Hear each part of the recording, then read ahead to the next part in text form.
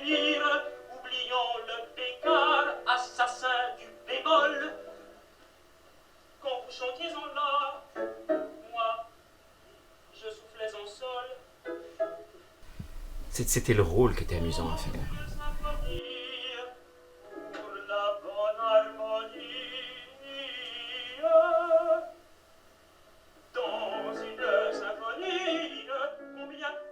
C'est par cet air que j'ai connu l'ouvrage. Je cherchais un air pour un concours. J'étais au conservatoire. J'étais rentré l'année d'avant. Il y avait un concours au Thor sur l'opérette. Et je cherchais un air d'opéra comique.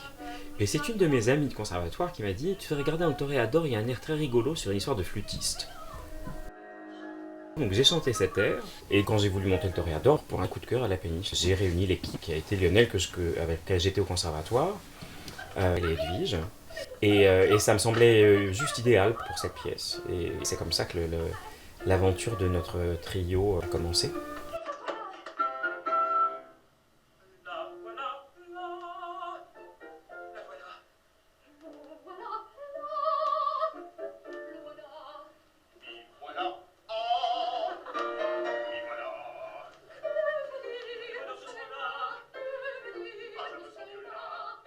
On était tous des artistes très honnêtes. Et je crois que c'était ce qui nous animait tous, c'est-à-dire d'aller jusqu'au bout de toutes les possibilités que nous proposait l'ouvrage, qui demande tout l'engagement de l'interprète. Il faut d'abord être un vrai chanteur. Dans Toréador, il y a vraiment des moments extrêmement virtuoses et qui exigent des chanteurs chevronnés. Hein. Il faut évidemment être acteur. Et particulièrement dans les mises en scène de Mireille, qui sont très exigeantes physiquement. Je pense qu'elles le sont aussi d'autant plus que nous, on pouvait répondre à ça. Hein.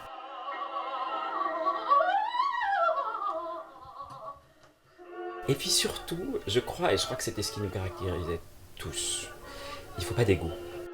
Si on essaye de se mettre devant la pièce, c'est pas possible. On ne faisait pas une semaine de représentation du Toréador sans faire des raccords musicaux. Sans avoir des notes de la part de Mireille et puis une envie de notre part, c'est-à-dire que c'est un travail musical même du texte. C'était toujours étonnant de voir, par exemple Mireille nous donnait des notes souvent en n'ayant pas vu la représentation. Elle était sous les escaliers de la péniche parce que la péniche était bondée et puis c'était au son. Disant, t'as dit ça comme ça, t'as fait ça comme ça, etc. Et effectivement, et c'était pas du tout une question de gérer nos intonations, c'est une question de rythme. Et le rythme, dans la musique française, mais comme dans le théâtre français, c'est la chose essentielle. Essentielle.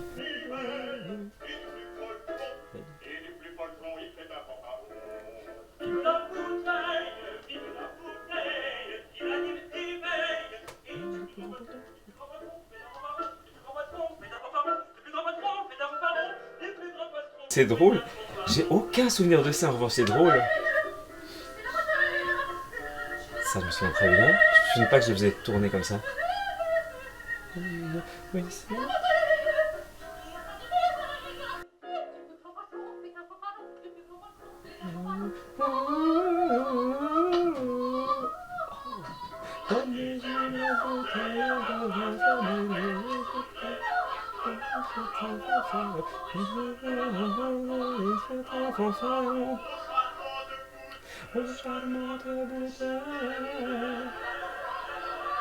Ah, je trille.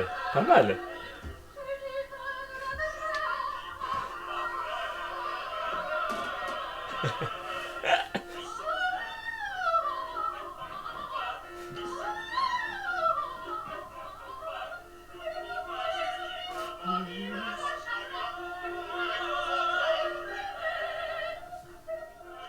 Dans des lieux comme la péniche, on doit vraiment toujours entretenir la surprise, se laisser surprendre par les camarades, par tout d'un coup une phrase, par un mot. Et c'est ce qui fait la fraîcheur.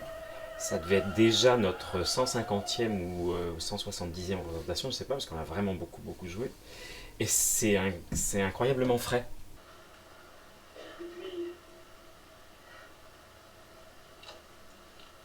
C'est Michel Ronvaux, qui est une espèce de magicien qui fait des choses étonnantes. Le décor était plat au départ et puis ça s'ouvrait, ça se déployait, ça se transformait. Et donc on finissait dans ce dans ce petit décor. Le sentiment le plus tendre, j'aime son mouvement. Comme le décor, il y avait beaucoup de graphisme, c'était très graphique le décor. Les costumes ont été faits dans des... Il n'y avait pas d'argent, ont été faits quand même chez un tailleur de qualité, Monsieur Lebrun, qui avait un atelier à Paris. C'était que des toiles, c'est de la toile qui ne sert normalement à faire des patrons. Là, ça en est servi pour faire les costumes. Et après la finition, j'ai mis un petit peu de peinture au niveau des coutures, au niveau des boutons et tout, très légèrement de la peinture. Et on avait l'impression que les costumes étaient passés, quoi, qu'il restait juste la couleur au niveau des coutures, des choses comme ça. J'oserais pas. Mais... Hé, je rentre. J'ai plus la taille d'autrefois.